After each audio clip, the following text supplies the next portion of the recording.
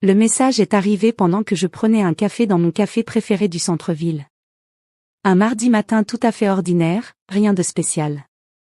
Je faisais défiler mon téléphone, à moitié réveillé, quand le message de maman est apparu à l'écran. Saute Noël cette année, la famille de ta sœur est invitée. Je suis restée à fixer ces mots pendant une bonne minute, mon latte refroidissant dans ma main. Sauter Noël? Comme ça? Sans explication, sans excuse, juste, sauter Noël? Mes doigts tremblaient légèrement quand j'ai répondu, pourquoi? Les 3 petits points sont apparus. Ont disparu. Sont réapparus. Finalement, sa réponse est arrivée, honnêtement? J'aurais préféré qu'elle n'arrive jamais. Nous voulons maintenir l'apparence d'une famille riche. J'ai ri. Vraiment ri, à voix haute, au milieu du café, faisant se retourner quelques personnes. Mais ce n'était pas drôle. Pas du tout. C'était ce genre de rire qui arrive juste avant les larmes, celui qui surgit quand quelque chose est tellement absurde, tellement douloureusement ridicule, que le cerveau ne sait pas comment réagir autrement. Voilà le problème avec ma famille. Ma sœur Elena, l'enfant en or, Elena parfaite, Elena qui ne fait jamais rien de mal, a épousé ce type, Marcus, il y a 3 ans. Il travaille dans la finance, conduit une BMW, porte des costumes hors de prix et parle d'investissement et de portefeuille à chaque réunion de famille. Ils vivent dans une maison de banlieue sans âme avec leurs 2 enfants, tous 2 inscrits dans des écoles privées, tous 2 prenant des cours de piano et de tennis. Et moi? Je suis l'erreur. La déception. Celle qui n'a pas bien épousé, qui n'a pas eu d'enfant avant 30 ans, qui n'a pas suivi le petit scénario parfait que maman et papa avaient écrit pour leur fille. Je suis graphiste. Je travaille en freelance, ce qui, aux yeux de mes parents, signifie au chômage mais avec un ordinateur. Je vis seule, ce qui se traduit apparemment par seule et désespérée. Et je conduis une Honda de 7 ans, qui fait figure de trottinette à côté de la BMW de Marcus. Mais voilà ce que maman et papa ne racontent pas lors de leur dîner chic, cette belle maison dans laquelle ils vivent? Celle avec la pelouse parfaitement entretenue et le garage 3 voitures? Celle où ils accueillent Elena, Marcus et les petits-enfants à chaque fête, exhibant leur famille réussie aux voisins. Oui. C'est moi qui ai acheté cette maison. Il y a 5 ans, quand l'entreprise de papa a fait faillite et qu'ils étaient sur le point de tout perdre, j'ai vidé mes économies. Chaque centime que j'avais mis de côté pour mon avenir, mes rêves, ma maison, un jour, je leur ai donné. Pas prêté. Donné. Parce que c'est ce que fait la famille, non? C'est ce que font les bonnes filles. Ils ont promis de me rembourser. Juste le temps de nous remettre sur pied, avait dit papa, les larmes aux yeux. Tu nous sauves, ma chérie. 5 ans plus tard, j'attendais toujours qu'ils se remettent sur pied. J'attendais toujours la moindre reconnaissance de ce que j'avais sacrifié. Je continuais d'aller au dîner de famille dans ma Honda, honteuse, à écouter maman se vanter des réussites d'Elena pendant que je poussais les pâtes dans mon assiette. Et maintenant ça. Sauter Noël. Parce que ma présence, moi, la véritable propriétaire de la maison dans laquelle ils vivaient, ruinerait l'esthétique de leur image parfaite de famille riche. Je suis restée dans ce café encore 1 heure, à fixer mon téléphone. La partie rationnelle de mon cerveau me criait de me calmer, de réfléchir, de ne rien faire d'irréfléchi. Mais l'autre partie, celle qui avait été silencieuse, accommodante et compréhensive pendant 5 longues années, en avait finalement assez. Mes doigts ont bougé presque tout seuls sur l'écran. Alors je vous suggère de louer une maison sur Airbnb pour faire semblant qu'elle est à vous, parce que celle dans laquelle vous êtes, je la mets en vente demain. Envoyez. Pendant environ 30 secondes, il y eut le silence. Un silence magnifique, paisible. J'ai pris une gorgée de mon latte désormais froid et j'ai ressenti quelque chose que je n'avais pas ressenti depuis des années, du pouvoir. Du contrôle. La fin du bullshit. Puis mon téléphone a explosé. Littéralement, j'avais l'impression qu'il allait vibrer et tomber de la table. Appel après appel après appel. Maman. Papa. Maman encore. Elena. Papa. Maman. Marcus, pour une raison quelconque. Maman. Maman. Maman. En quelques minutes, 48 appels manqués s'affichaient sur mon écran. J'ai posé mon téléphone face contre la table et commandé un autre latte. Quand je suis rentré chez moi ce soir-là, il y avait 73 appels manqués et environ 1 million de messages. Je les ai parcourus en réchauffant des restes de nourriture chinoise, honnêtement. C'était comme regarder une crise psychologique se dérouler en temps réel par messages interposés. Les messages de maman sont passés de la colère, comment oses-tu nous menacer, à la manipulation, après tout ce que nous avons fait pour toi, puis au désespoir pur et simple, s'il te plaît, on peut en parler, ne fais rien de précipité. Ceux d'Elena étaient surtout remplis d'indignation moralisatrice. Tu vas vraiment rendre tes propres parents sans abri pour une rancune mesquine? Grandis un peu. Ceux de papa étaient les plus difficiles à lire. Ils étaient calmes, abattus. Je pensais que nous t'avions mieux élevé que ça. Celle-là a failli m'avoir. Elle a presque réussi à me faire décrocher le téléphone et tout annuler. Parce que c'est ça, la manipulation émotionnelle quand elle vient de vos parents, ça fonctionne. C'est fait pour fonctionner. Ils ont eu toute votre vie pour apprendre exactement quel bouton appuyer. Mais alors je me suis rappelé ce message. Saute Noël. Maintiens l'apparence d'une famille riche. J'ai fait abstraction de tout le bruit et j'ai fait ce que j'aurais dû faire depuis des années. J'ai appelé mon agente immobilière. Jennifer a répondu à la deuxième sonnerie. Oui. Ça fait longtemps. Quoi de neuf? J'ai besoin de vendre un bien. Ok, parfait. Lequel? Celui de Maple Street. La maison avec 3 chambres et le grand jardin. Il y a eu un silence. La maison de tes parents? Ma maison, ai-je corrigé. Celle dans laquelle mes parents vivent. J'en ai fini d'attendre qu'ils me remboursent. J'ai besoin de la vendre et de commencer réellement ma vie. Jennifer est restée silencieuse un instant. Puis. Pour quand? Demain, c'est trop tôt. Elle a ri, mais pas d'un rire moqueur. D'un rire fier. Demain, ça marche. Je passerai vers 10 heures, je prendrai des photos, on lancera la paperasse. Ça va partir très vite, ce quartier est extrêmement recherché en ce moment. Après avoir raccroché, j'ai enfin écouté l'un des messages vocaux. Un seul. C'était maman, et elle pleurait. S'il te plaît, ma chérie, s'il te plaît, ne fais pas ça. Où est-ce qu'on ira? On ne peut pas se permettre de louer quelque chose de correct. Qu'est-ce que les gens vont penser? Noël de ta sœur sera gâché. Les petits-enfants pensent aux petits-enfants. Ils ne méritent pas un beau Noël chez mamie et papy? Je l'ai supprimé. Cette nuit-là, je n'ai pas réussi à dormir. Pas parce que je me sentais coupable, bon, peut-être un peu, mais surtout parce que je repensais à tous les Noëls passés assises à cette table, dans cette maison, à regarder maman s'agiter autour des enfants d'Elena tout en ignorant presque complètement mon existence. Toutes les fois où j'avais apporté du vin ou un dessert pour qu'on les écarte parce que Elena a déjà apporté quelque chose de mieux. Toutes les photos de famille où j'étais soigneusement placée sur le bord, facile à recadrer. J'ai repensé au jour où j'avais décroché un énorme contrat freelance avec une grande entreprise, le genre de contrat qui vous assure des années de stabilité, et à la réaction de maman. C'est bien, ma chérie. Elena, raconte à tout le monde la promotion de Marcus.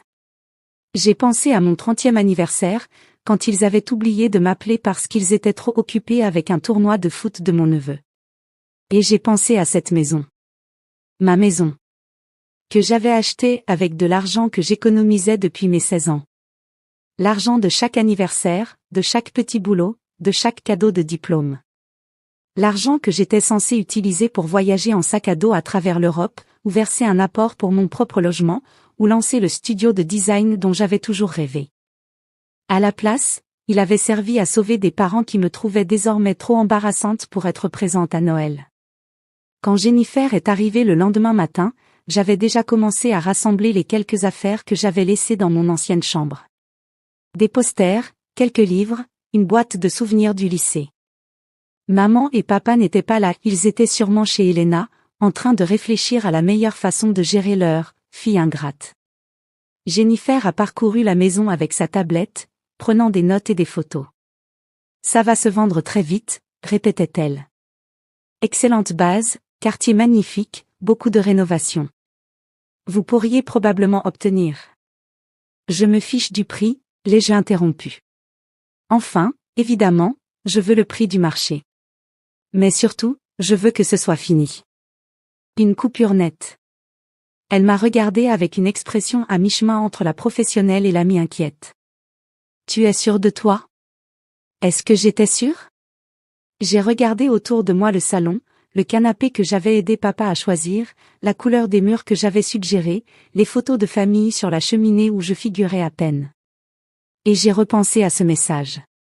Saute Noël cette année. Oui, ai-je dit. Je suis sûre. L'annonce a été publiée cet après-midi-là. Le soir même, nous avions 3 visites programmées et 2 offres sans même voir le bien. Apparemment, Jennifer ne plaisantait pas quand elle disait que c'était un bien très convoité. Mon téléphone a continué sa crise de nerfs. Les appels s'étaient un peu calmés, probablement parce qu'ils avaient compris que je ne répondrais pas, mais les messages continuaient d'affluer. Cette fois, Elena sortait l'artillerie lourde, m'envoyant des photos de mes neveux avec des légendes du genre. Ils vont être tellement tristes quand mamie et papy devront partir. Utiliser les enfants. Classe. Marcus a même tenté l'approche raisonnable, m'envoyant un long message sur les obligations familiales, les décisions émotionnelles, et sur le fait que nous devrions tous nous asseoir comme des adultes et en discuter rationnellement.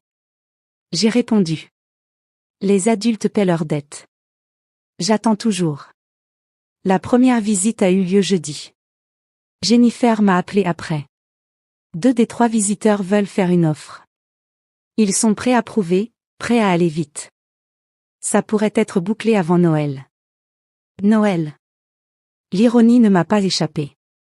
Ce soir-là, papa est finalement venu à mon appartement. Je l'ai vu à travers le Judas, l'air plus vieux que dans mes souvenirs, les épaules voûtées. Pendant une seconde, juste une seconde, j'ai failli ne pas ouvrir. Mais je l'ai fait. On doit parler, a-t-il dit doucement. Je l'ai laissé entrer, mais je ne lui ai pas proposé de café ni de s'asseoir. Il est resté debout dans mon minuscule salon, regardant autour de lui comme s'il découvrait mon espace pour la première fois. Peut-être que c'était le cas. Il n'était jamais venu auparavant. C'est vraiment très joli, a-t-il dit en désignant vaguement mon mur de création graphique, mon coin lecture chaleureux, ma vie soigneusement construite. Tu t'en es bien sorti. Merci. Un long silence. Ta mère, elle ne voulait pas dire ça comme ça, a-t-il fini par dire.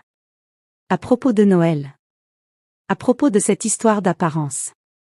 Elle est juste, stressée par l'argent, par le fait de suivre le rythme des voisins, par le fait de prétendre être ce que vous n'êtes pas? Il a sursauté. Ce n'est pas juste. Ah oui? Je me suis assise, surtout parce que mes jambes tremblaient. Papa, je vous ai tout donné. Toutes mes économies. Mon avenir. Et pendant 5 ans, pas une seule fois tu ne l'as reconnu. Pas une seule fois tu ne m'as demandé comment j'allais, si j'avais besoin d'aide, si j'allais bien. Vous avez pris mon argent et ensuite vous avez agi comme si c'était moi la honte de la famille. Nous sommes reconnaissants. Alors rembourse-moi. Les mots sont sortis plus forts que je ne l'avais voulu. Si vous êtes si reconnaissant, rembourse-moi. Ou au minimum, ne m'excluez pas de Noël parce que ma voiture n'est pas assez chère pour votre image. Il a ouvert la bouche. L'a refermée. Puis l'a rouverte. On ne peut pas te rembourser maintenant. Tu le sais. L'entreprise est encore en train de se remettre, depuis 5 ans. Pendant ce temps, Elena et Marcus viennent dîner toutes les semaines. Les petits-enfants reçoivent des jouets, des cadeaux, des fonds pour l'université. Maman se fait coiffer dans ce salon hors de prix. Vous êtes parti en croisière l'été dernier. Ne me dis pas que vous ne pouvez pas me rembourser, dis-moi la vérité. Que vous n'avez jamais eu l'intention de le faire. L'expression sur son visage m'a tout dit. Que j'avais raison. Qu'ils avaient passé 5 ans à espérer que j'oublie, ou que je sois trop polie pour en parler, ou que je reste la bonne fille, qui se sacrifie sans jamais se plaindre. Je pense que tu devrais partir, ai-je dit doucement. Il avait l'air de vouloir dire quelque chose d'autre. Quelque chose d'important, quelque chose qui aurait peut-être pu réparer tout ça. Mais quoi que ce soit, il l'a ravalé, et il est parti. La maison s'est vendue en 6 jours. Offre en liquide, sans condition, signature avant Noël. Les acheteurs étaient un jeune couple avec un bébé en route, et quand Jennifer m'a montré leur lettre d'offre, ils écrivaient à quel point ils étaient impatients de créer des souvenirs dans cette maison, de voir leurs enfants grandir dans ce jardin, d'y célébrer les fêtes, les anniversaires, tous ces moments qui transforment une maison en foyer. J'ai pleuré en la lisant. Des larmes de joie, de tristesse, de soulagement, tout mélangé. L'état des lieux final a eu lieu 3 jours avant Noël. Maman et papa avaient déjà commencé à déménager leurs affaires dans le sous-sol d'Elena, temporairement, disait-il, le temps de trouver un endroit. Elena ne m'avait envoyé qu'un seul message depuis la visite de papa. J'espère que tu es contente. Tu as détruit cette famille. Je n'ai pas répondu. Debout dans cette maison vide, regardant les nouveaux propriétaires la parcourir avec leur agente immobilière, désignant les pièces avec enthousiasme, décidant où serait la chambre du bébé, de quelle couleur peindre la cuisine, j'ai ressenti quelque chose d'inattendu. La paix. Pendant 5 ans, cette maison avait été un poids autour de mon cou. Un rappel constant de tout ce que j'avais abandonné, sacrifié, perdu. Et mes parents y avaient vécu sans jamais comprendre ce que ça m'avait coûté. Mais maintenant, ce n'était plus qu'une maison. Et bientôt, ce serait un foyer pour quelqu'un qui l'apprécierait vraiment. Jennifer m'a remis le chèque à la signature finale. J'ai fixé le montant, mon argent, enfin, plus la plus-value de 5 années de marché. C'était suffisant pour verser un apport pour mon propre logement. Suffisant pour faire ce voyage en Europe que j'avais repoussé. Suffisant pour enfin ouvrir ce studio de design.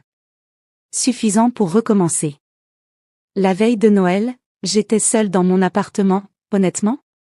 C'était le meilleur réveillon que j'avais vécu depuis des années. Pas de conversation forcée.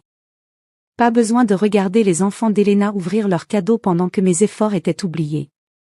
Pas de faux sourires autour d'une table dans une maison qui m'appartenait mais où je n'étais jamais vraiment la bienvenue.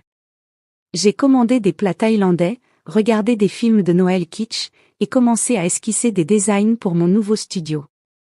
Vers 22 heures, mon téléphone a vibré. Un message d'un numéro inconnu. C'est Marcus. Écoute, je ne suis pas d'accord avec la façon dont tout ça s'est passé, mais je voulais que tu saches qu'Elena m'a dit ce que tu avais fait pour tes parents il y a 5 ans. Je n'en avais aucune idée. Pour ce que ça vaut, je pense qu'ils ont profité de toi, et que tu avais parfaitement le droit de vendre. Elena ne l'admettra pas, mais elle le sait aussi. Bref. Joyeux Noël. Je l'ai lu 3 fois. Puis j'ai enregistré son numéro et répondu. Merci d'avoir dit ça. Joyeux Noël à toi et à ta famille. Peut-être que les choses ne seraient pas toujours brisées avec Elena. Peut-être qu'un jour, nous retrouverions quelque chose qui ressemble à une relation de sœur. Mais pour l'instant, c'était suffisant, quelqu'un dans ma famille reconnaissait enfin la vérité. Le jour de l'an, j'ai signé le bail d'un petit local commercial en centre-ville. Mon studio. Mon rêve. Enfin en train de se réaliser. J'en ai parlé sur les réseaux sociaux, juste une annonce simple avec une photo de l'espace vide et la légende. Nouvelle année, nouveau chapitre. Prise de clients freelance à partir de février. Rêvez grand, construisez encore plus grand. Les réactions ont afflué. Des amis dont je n'avais plus de nouvelles depuis des années, des collègues qui me félicitaient, même des clients potentiels qui me contactaient. Et parmi tous ces commentaires, il y en avait un de papa. Fier de toi, ma chérie. Désolé pour tout. On peut parler? Je n'ai pas répondu tout de suite. Peut-être que je le ferai un jour. Peut-être que nous reconstruirions quelque chose à partir des cendres de ce qui s'était brisé. Mais ce serait différent cette fois. À mes conditions. Avec des limites. Avec de l'honnêteté. Ou peut-être que nous ne reconstruirions rien du tout. Peut-être que certaines choses sont destinées à rester brisées. Quoi qu'il en soit, pour la première fois, je me choisissais enfin. Avec le recul, ce message, saute Noël cette année, a été la pire et la meilleure chose qui me soit arrivée. Le signal d'alarme dont j'avais besoin, la goutte de trop qui a fait céder des années de conditionnement, de culpabilité et de besoin de plaire. Parfois, l'acte le plus aimant envers soi-même, c'est de partir. Même loin de sa famille. Surtout quand cette famille traite votre amour comme une obligation et vos sacrifices comme s'ils étaient invisibles. J'ai passé ce Noël seul, mais je n'étais pas seule. J'étais libre. Et le Noël suivant? Je l'ai passé dans mon nouveau studio, entouré de ma famille choisie, des amis qui me valorisaient vraiment, des collègues qui respectaient mon travail, des gens présents pour moi comme je l'avais été pendant des années pour les autres. La maison de Maple Street résonne maintenant de rire, à ce qu'on me dit. La nouvelle famille l'adore. Il m'envoie parfois des nouvelles par l'intermédiaire de Jennifer, des photos de la chambre du bébé, du jardin qu'ils ont planté, de la cabane qu'ils ont construite. C'est exactement ce que j'avais espéré quand je l'avais acheté toutes ces années auparavant. Un foyer rempli d'amour. Il m'a juste fallu du temps pour comprendre que ce foyer n'avait pas besoin d'inclure les personnes qui me faisaient me sentir sans abri dans ma propre vie. Et tu sais quoi? Je ne regrette absolument rien. Merci d'avoir regardé. Laissez un like si cette histoire vous a plu, n'oubliez pas de vous abonner si ce n'est pas encore fait, et cliquez sur la carte ci-dessus pour découvrir d'autres histoires comme celle-ci.